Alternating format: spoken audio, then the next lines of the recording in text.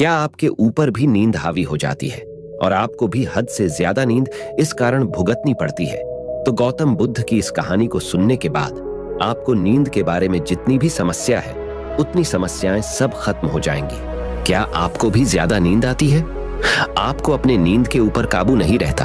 और क्या आपका भी ज्यादा नींद लेने की वजह से दिमाग ठीक से काम नहीं करता? और कभी कभी तो ज्यादा नींद लेने की वजह से आपको डर और चिंता लगने लगती है? इस वीडियो को देखने के बाद आपको पता चल जाएगा कि नींद क्या है, नींद के समय को कैसे कम करें और गहरी नींद लें। और वीडियो के अंत में आपको अच्छी और गहरी नींद के लिए कुछ छोटे यौगिक उपाय भी बताए जाएंगे। तो चलिए शुरू करते हैं एक कहानी से। एक बार एक धनी व्यक्ति एक बौद्ध भिक्षु के पास जाता है और कहता है, मुनिवर, मैं अपनी नींद से बहुत परेशान हूं। बहुत कोशिश करने के बाद भी मुझे देर रात तक नींद नहीं आती और रात को सोने से पहले सभी के विचार दुनिया भर की दौड़ती रहती है मन में, और सो भी जाता हूं तो रात भर करवटें बदलता रहता हूं, और जब मैं सुबह उठता हूं तो मुझे अच्छा नहीं लगता। मैं थका हुआ और बेचैन महसूस करता हूं। कृपया आप मेरी इस समस्या का कोई समाधान बताएं। बौद्ध भिक्षु ने कहा, इससे पहले कि मैं आपको आपकी समस्या का समाधान बताऊं, मैं आपको गौतम बुद्ध की गहरी नींद के रहस्य के बारे में एक छोटी सी कहानी बताना चाहता हूं। उस व्यक्ति ने कहा, जैसी आपकी इच्छा मुनिवर। बौद्ध भिक्षु कहने लगे, तथागत गौतम बुद्ध जब सोते थे तो रात भर उसी अवस्था में रहते थे, कभी करवट नहीं बदलते थे। रात को जिस अवस्था में सोते थे सुबह तक उसी अवस्था में रहते थे। गौतम बुद्ध के एक शिष्य आनंद थे जो अक्सर उनके पास सोते थे। आनंद को यह बात बहुत खल रही थी कि जब भी रात में आनंद की आंखें खुलती तो गौतम बुद्ध उसी भौतिक अवस्था में पूरी रात कैसे गुजार सकते थे। तो वह हमेशा से जानता था कि गौतम बुद्ध एक ही अवस्था में सो रहे हैं। यह बात उनके मन में कई सवाल पैदा कर रही थी। लेकिन एक दिन भिक्षु आनंद अपनी जिज्ञासा को रोक नहीं पाए और वह गौतम बुद्ध के पास गए। आधी रात को उन्होंने गौतम बुद्ध को जगाया। अपनी नींद से उठकर बोला, तथागत, मुझे क्षमा करें। मुझे पता है कि यह आपसे प्रश्न पूछने का सही समय नहीं है, क्योंकि आप दिन भर चलते रहते हैं और लोगों को धर्म का ज्ञान देते हैं और उनकी समस्याओं का समाधान करते हैं। लेकिन मेरी जिज्ञासा इतनी बढ़ गई है कि मैं सुबह तक का इंतजार नहीं कर सकता। इसलिए कृपया मेरे प्रश्न का उत्तर दें और मेरी जिज्ञासा को शांत करें। भिक्षु आनंद ने आगे कहा, मैं पिछले 20 वर्षों से आपके साथ हूं और मैं देख रहा हूं कि आप पूरी रात एक ही अवस्था में बिताते हैं। आप जरा भी नहीं हिलते। तो क्या आप वास्तव में सोते हैं या आप नहीं सोते हैं? गौतम बुद्ध ने आनंद की ओर देखकर मुस्कुराते हुए कहा, मैंने अपने लिए सोने की सही मुद्रा खोज ली है। अब मुझे सोते समय हिलने डुलने की आवश्यकता नहीं है। मैं नींद में भी जागता रहता हूं जब तक मेरा शरीर सोता है, पर मैं जागता रहता हूं। सवाल यह नहीं है कि शरीर नींद की अवस्था में चलता है या नहीं। शरीर स्थिर अवस्था में क्यों नहीं रह सकता? वास्तविक कारण मन है। मन ही है जो शांत और स्थिर नहीं रह पाता। और यही कारण है कि हम नींद की अवस्था में भी अपने शरीर को हिलाते रहते हैं। लेकिन मैं इन सब बातों से परे आ गया हूं। अब मुझ में मन जैसा कुछ नहीं बचा। जब मैं सो जाता हूं तो मेरा शरीर मुर्दे जैसा हो जाता है। मन जैसा कुछ नहीं रहता। आनंद, क्या आपने कभी किसी मृत शरीर को अपनी अवस्था बदलते हुए देखा है? गहरी नींद की अवस्था में भी यह सारा काम हमारा मन ही करता है। एक बार मन स्थिर हो जाए, मन शांत हो जाए, तो आपका शरीर गहरे में चला जाएगा। सो जाओ, लेकिन तुम भीतर से जाग जाओगे। भीतर से तुम सब कुछ अनुभव कर पाओगे। सोने के बाद भी अपनी जागरूकता एक छोटे से जलते हुए दीपक की तरह निरंतर प्रज्वलित होगा। कहानी समाप्त करने के बाद बौद्ध भिक्षु ने अमीर आदमी से कहा, एक प्रबुद्ध व्यक्ति न केवल अपने शरीर को पूरी जागरूकता के साथ देखता है, बल्कि वह अपने मन को भी पूरी जागरूकता के साथ देखता रहता है। एक प्रबुद्ध व्यक्ति की तरह नींद नहीं आती है। सामान्य व्यक्ति जब सोता है तो बेहोश हो जाता है। उसे अपने आसपास के बारे में पता भी नहीं चलता, इसीलिए वह अपने सपने भी नहीं चुन पाता। लेकिन जब एक बुद्ध व्यक्ति सोता है तो वह जागता है। जैसे सुबह उसकी आंखें खुली होती हैं, वैसे ही एक बुद्ध भी एक व्यक्ति की नींद में होता है। इसीलिए कहा जाता है कि एक बुद्ध व्यक्ति कभी नहीं सोता है। जब एक आम आदमी सो जाता है, वह नहीं जानता कि वह कब सो जाता है। लेकिन अगर आप जागने और सोने के बीच के उस छोटे से क्षण में जागते रह सकते हैं, जब हम सोने के बहुत करीब होते हैं, तो कुछ आश्चर्यजनक होगा। जो आपको जागरूकता के करीब लाएगा। यह सुनकर उस व्यक्ति ने कहा, मुनिवर, मुझे इतनी गहरी आध्यात्मिकता की बातें समझ में नहीं आती। कृपया मुझे आसान शब्दों में समझाएं कि मुझे गहरी नींद आसानी से क्यों नहीं आती। बौद्ध भिक्षु ने कहा, मुख्य 5 हैं। देर रात तक जागने और आसानी से नींद न आने के कारण सबसे पहला कारण है बिस्तर पर सोने के अलावा अन्य काम करना।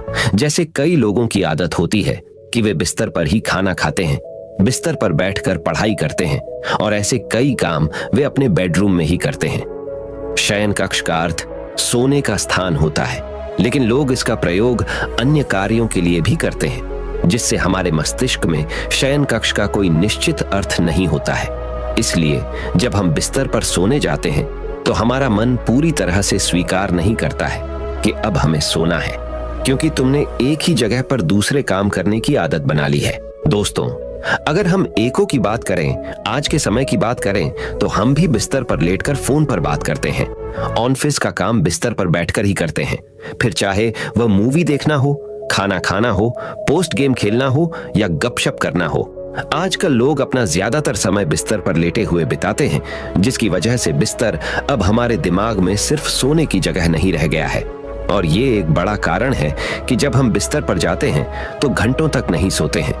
बौद्ध भिक्षु ने आगे कहा, बौद्ध आश्रमों में एक भिक्षु सुबह उठते ही अपना बिस्तर छोड़ देता है और फिर रात के समय ही वापस बिस्तर पर जाता है, जिससे उसके मस्तिष्क को पता चल जाता है कि बिस्तर पर जाने का मतलब है अंदर जाना। गहन निद्रा, अच्छी और चैन की नींद न लेने का एक और कारण है सोने का एक निश्चित समय न होना। बौद्ध भिक्षु ने कहा, यदि आप सुबह जल्दी उठना चाहते हैं और पूरी नींद के साथ सोना चाहते हैं, तो आपको रात को जल्दी और एक निश्चित समय पर सोने की आदत डालनी होगी। बौद्ध आश्रमों में रहने वाले भिक्षु हमेशा प्रकाश लेते हैं और सोने से कुछ घंटे पहले निश्चित समय पर आसानी से पचने वाला भोजन करें और प्रतिदिन निश्चित समय पर सो जाएं। तो इस तरह वे एक निश्चित दिनचर्या का पालन करते हैं। दोस्तों, अगर हम आज के लाइफस्टाइल की बात करें तो ज्यादातर लोगों का न तो सोने और न ही उठने का एक निश्चित समय होता है, और न ही वे इस बात का ध्यान रखते हैं कि रात का खाना हल्का और जरूरत से थोड़ा कम हो, बल्कि उनका मुख्य भोजन होता है केवल रात में है। वीकेंड पर ये देर रात तक जागते रहते हैं क्योंकि अगले दिन कोई काम नहीं होता है। अगर ये रात में मूवी देखने लगे तो रातें कितनी ही क्यों ना हो, मूवी पूरी करके ही सोते हैं। समय और जीवन के बीच कोई सामंजस्य और नियंत्रण नहीं है, और फिर यही वो लोग होते हैं जो अगले दिन अधूरी नींद के साथ जागते हैं और दिन भर बेचैनी और थकान महसूस करते हैं। यौगिक संस्कृति में नींद को एक चमत्कारी दुनिया कहा गया है। अगर आप नींद को समझ लें तो आप नींद में अपने अंदर बहुत कुछ पैदा कर सकते हैं, और अगर आप नहीं समझते हैं तो आप इसे खराब भी कर सकते हैं।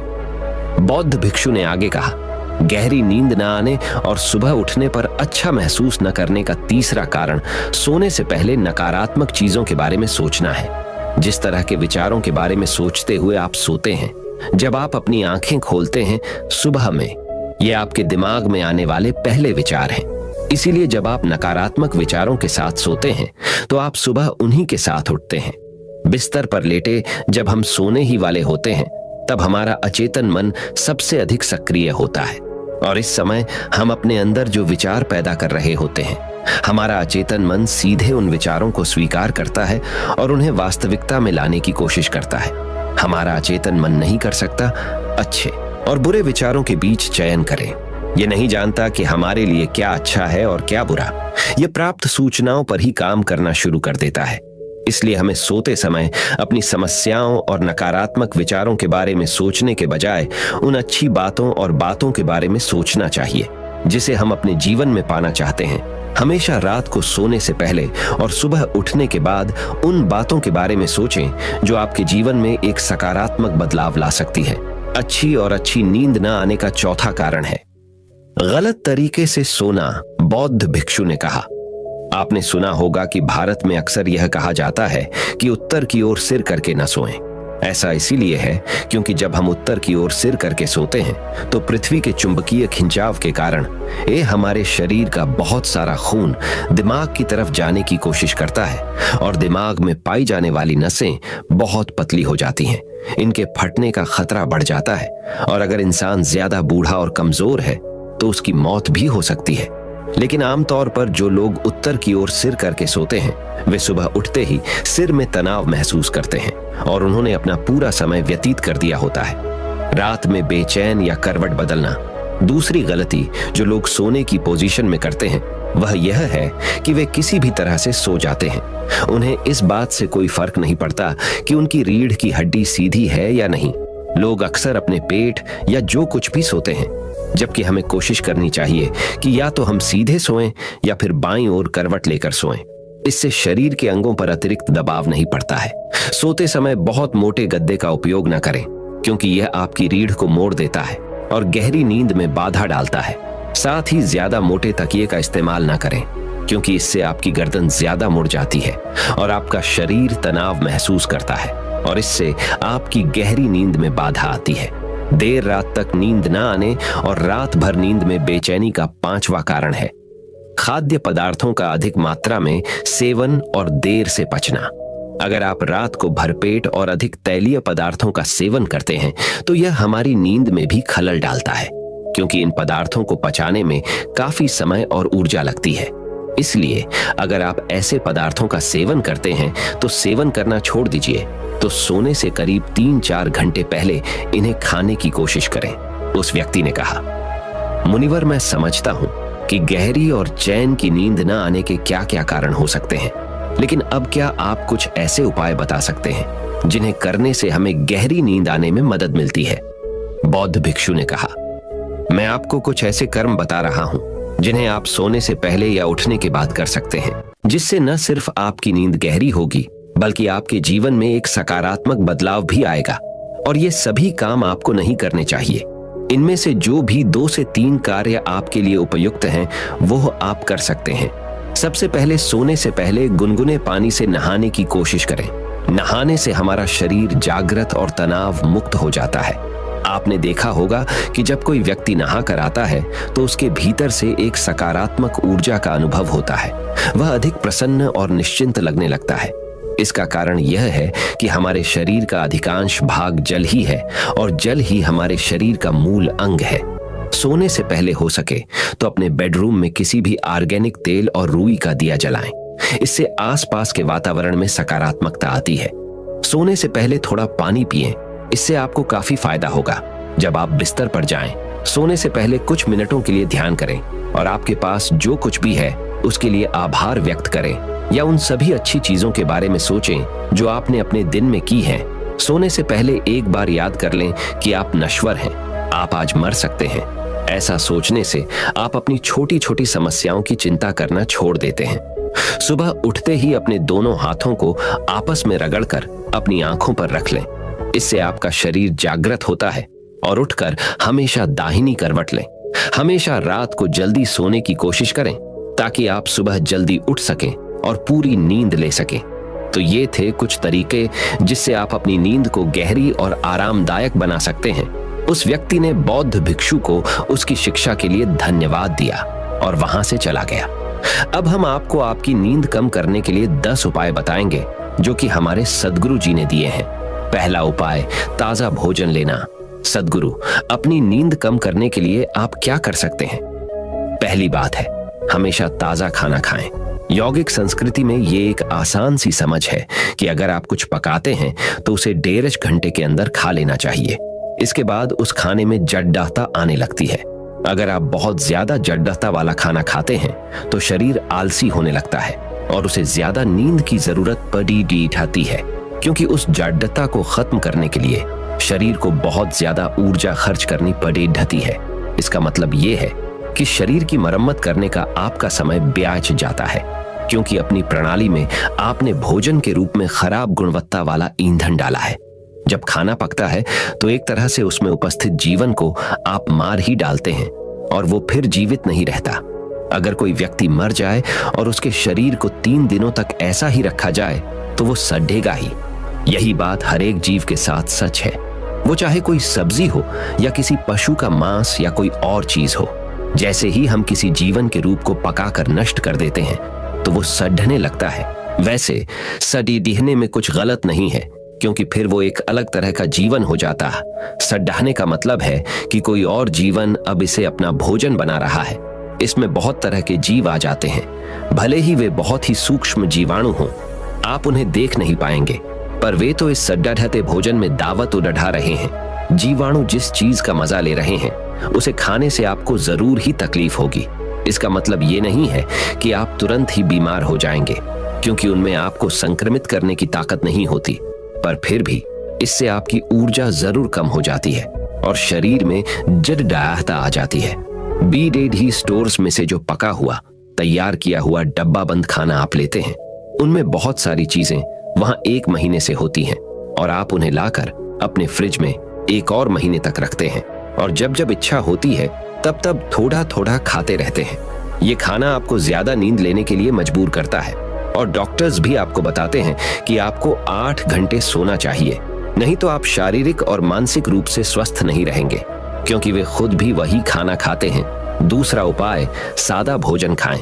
मनुष्य के अलावा हर प्राणी उस परिस्थिति के अनुसार ढल जाता है जिसमें वो होता है, पर मनुष्य की ऐसी काबिलियत है कि वो जैसी परिस्थिति चाहता है वैसी बना सकता है। ये बात मनुष्य को कुछ खास बनाती है, दूसरे प्राणियों से एकदम अलग। तो जिनको अपनी थोड़ी भी चिंता है, उन्हें उन चीजों के बारे में सजग रहना चाहिए जो उनके अंदर जाती है। जिस खाने में जटिल याददाश्त बिल्कुल कम मात्रा में हो, वो खाना 2-4 घंटे के अंदर आपकी प्रणाली का हिस्सा बन जाता है। ऐसा खाना आपकी नींद की मात्रा को काफी कम कर देता है। पर आज की दुनिया में अच्छी गुणवत्ता का भोजन लेना ज्यादा मुश्किल होता जा रहा है, क्योंकि आप जो खाना खा रहे हैं वो ज्यादातर शरीर का ईंधन नहीं है, बल्कि ढेर सारा व्यापार है। बहुत सारे लोग, वे जो पश्चिमी देशों में रहते हैं और इस तरह का खाना खाते रहे हैं, मुझे बताते हैं कि जब वे ईशा योग सेंटर में आकर रहते हैं तो 2-3 महीनों बाद उन्हें इस बात पर आश्चर्य होने लगता है कि वे पर्याप्त मात्रा में सो क्यों नहीं रहे हैं। उनका मानना है कि उन्हें कम से कम 8 घंटे सोना चाहिए, पर यहाँ हमारा मानक तो 4 घंटे का है। हम सिर्फ 4 घंटों में नींद पूरी कर लेते हैं और फिर भी हम हर तरह से बाआराचा रहे हैं, स्वस्थ हैं, खुश हैं और ज्यादा काम कर रहे हैं। जिस खाने में बहुत सारे रासायनिक पदार्थ और बनावटी चीजें हों, ऐसा खाना पचाने के लिए आपका शरीर नहीं बना है। जिस खाने का 1% भाग भी बनावटी हो, रासायनिक हो, चाहे खाद के रूप में हो या दूसरे रसायनों, प्रिजर्वेटिव्स के रूप में, वो खाना आपके पाचन तंत्र में गड्ढेच बड्ढी पैदा करता है और पाचन प्रणाली को बिगाड़ देता है। अमेरिका में लोग भारी मात्रा में एंटासिड्स इस्तेमाल करते हैं, जो पेट में एसिडिटी को दबाने के लिए रासायनिक दवाइयां हैं। ये आपके पेट के लिए ठीक नहीं है। आपके दिल में, कलेजे में होने वाली जलन इसलिए नहीं होती कि आप किसी के प्यार में हैं, बल्कि इसलिए होती है कि आपकी सारी अन्न प्रणाली बहुत सारे कारणों से एसिड्स की वजह से जल रही होती है। आपके खाए हुए भोजन की 1% मात्रा भी अगर बनावटी पदार्थों, रसायनों के रूप में हो, तो अपनी प्रणाली में इस खाने को शोषित कर लेने की आपकी काबिलियत बहुत कम हो जाती है और इस वजह से नींद की मात्रा बहुत बेआज जाती है। क्योंकि आपका शरीर खुद अपने ही साथ संघर्ष कर रहा है, तो उसे स्वाभाविक रूप से ठीक करने के लिए आपको ज्यादा समय चाहिए, ज्यादा नींद चाहिए। तीसरा उपाय, कितना खाना चाहिए। आप अपनी ऊर्जाओं का प्रबंधन कितनी दक्षता से करते हैं, यह तय करता है कि आप कितने सजग हैं। अगर आप ध्यान करना चाहते हैं तो सजगता सिर्फ मन की ही नहीं, बल्कि आपकी ऊर्जाओं की होनी चाहिए। इसीलिए यौगिक मार्ग पर चलने वालों से यह कहा जाता है, वे बस 24 कौर खाना ही खाएं और हर कौर को 24 बार चबाएं। इससे होता यह है कि भोजन मुंह में ही पचने के लिए तैयार हो जाता है और ये आगे प्रणाली में जाकर कोई सुस्ती नहीं पैदा करता। जो लोग अपने शाम के खाने में ऐसा करते हैं, वे सुबह 3:30 बजे उठ सकते हैं। यौगिक प्रणाली में इस समय को ब्रह्म मुहूर्त कहा जाता है। इस समय पर यौगिक क्रियाएं करना बहुत अच्छा है, क्योंकि प्रकृति भी आपकी साधना में सहायक रहती है। चौथा उपाय, खाने के बाद तुरंत न सो जाएं। बहुत से लोगों की मानसिक अवस्था कुछ ऐसी होती है कि जब तक वे अपने पेट में बहुत सारा भोजन भरकर शरीर को एकदम सुस्त नहीं बना देते, तब तक उनको नींद ही नहीं आती। अगर आपकी दशा भी ऐसे लोगों की तरह है तो इस मामले पर ध्यान देकर आपको उसे ठीक करना चाहिए। ये बात सोने की नहीं, पर एक खास मानसिक दशा की है। मेरा कहना यह है कि खाने के 2 घंटे के अंदर सो जाने वालों का 80% खाया हुआ खाना व्यर्थ हो जाता है। अपने खाए हुए खाने को पचाने के लिए आपको उसे पर्याप्त समय देना चाहिए। 5वां उपाय, सोने के लिए सही दिशा। जब आप सीधे जमीन के समांतर लेटते हैं तो आपकी नब्ज चलने की गति एकदम कम हो जाती है। शरीर अपने आप ये काम कर लेता है, क्योंकि अगर आपका हृदय पहले की तरह ही खून की पंपिंग करता रहेगा तो सीधे लेटने पर बहुत सारा खून आपके सिर की ओर आकर मस्तिष्क को नुकसान पहुंचाएगा। शरीर में ऊपर के भाग की ओर जाने वाली खून की नलियां शरीर के निचले भाग की ओर जाने वाली नलियों की तुलना में ज्यादा कुशल काम करने वाली होती है। जब वे मस्तिष्क में पहुंचती हैं तो बिल्कुल बाल की तरह महीन हो जाती है, जिससे जरूरत से ज्यादा खून की एक भी बूंद आगे न जाए। सोते समय सिर उत्तर की ओर रखने से और 5-6 घंटों तक उसी दिशा में रहने से पृथ्वी का चुंबकीय आकर्षण आपके मस्तिष्क पर ज्यादा दबाव डालता है, क्योंकि आपके खून में लौह तत्व महत्वपूर्ण मात्रा में होता है। ऐसा नहीं है कि इस तरह से सोने से आप मर जाएंगे, पर अगर आप रोज ऐसा ही करते हैं तो आप अपने लिए मुसीबत बुला रहे हैं। जो लोग एक खास उम्र से ज्यादा की उम्र के हैं और जिनकी खून की नलियां कमजोर हैं, उनकी शिराएं ऐसा करने से फट सकती हैं और उन्हें पक्षाघात भी हो सकता है।